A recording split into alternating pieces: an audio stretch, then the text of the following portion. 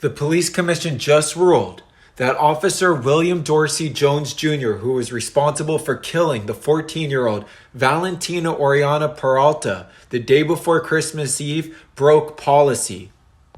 This is Officer William Dorsey Jones Jr., and he is the one who ran aggressively full speed into the Burlington Coat Factory the day before Christmas Eve. He saw Daniel Elena Hernandez having a mental health crisis, and he shot multiple times at him.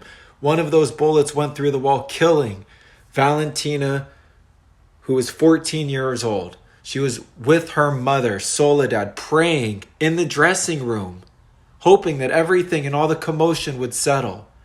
The bullet went into Valentina and tragically took her life.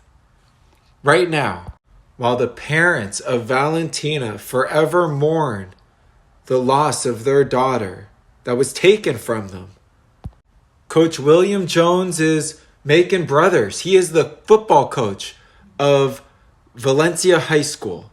He's coaching kids. He's traveling. It looks like he's living his best life. William Jones should not be coaching kids. William Jones should be in jail. William Jones should be being investigated for the death of 2 people. The people demand an FBI investigation. LAPD release all the footage